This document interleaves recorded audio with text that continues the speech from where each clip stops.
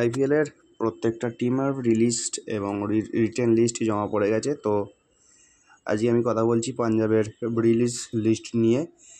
পাঞ্জাবের রিলিজ লিস্টে বেশ কিছু বড় বড় নাম রয়েছে, অন্ততপক্ষে দুটো বড় নাম রয়েছে। প্রথমেই যার নাম বলবো বড় নাম, সে হচ্ছে গ্লেন ম্যাক্সওয়েল। ম্যাক্সওয়েলকে আমরা সবাই চিনি। আইপিএলে অনেক ভালো ভালো পারফরমেন্স রয়েছে ম্যাক্সওয়েলের বেশ কিছু সিজন জুড়ে। তো সাম্প্রতিক ফর্ম ম্যাক্সওয়েলের ভালো নয়, সেই কারণে পাঞ্জাব কিন্তু ম্যাক্সওয়েলকে রিলিজ করে দিয়েছে।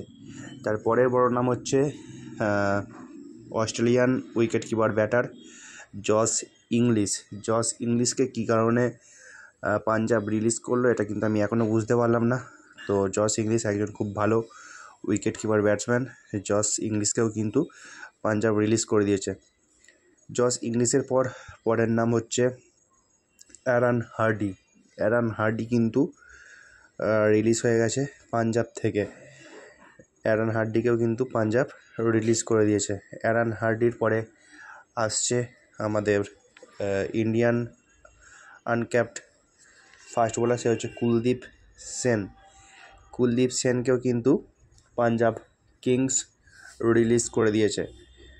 তো কুলদীপ সেনের পর আসছে লাস্ট পাঞ্জাবের যে রিলিজ লিস্ট রয়েছে, সেই লিস্টের লাস্ট এটা হচ্ছে প্রবীণ দুবে। প্রবীণ দুবেকেও কিন্তু পাঞ্জাব রিলিজ করে দিয়েছে। তো এই ছিল মোটামুটি পাঞ্জাবের রিলিজ লিস্ট, 5টা রিলিজ প্লেয়ার। তো আপনারা দেখতে থাকুন টুইন্স ম্যাজিক ইউটিউব চ্যানেল। আমি নতুন নতুন খেলার ভিডিও নিয়ে আসছি। আপনারা খেলার ভিডিও পেতে চাইলে অবশ্যই আমার চ্যানেলটিকে সাবস্ক্রাইব করুন। এরপরে নিয়ে আসবো রিটার্ন লিস্ট এবং প্রত্যেকটা টিমের অকশনের টার্গেট প্লেয়ার কী হতে পারে তার উপরেও ভিডিও নিয়ে আসছি।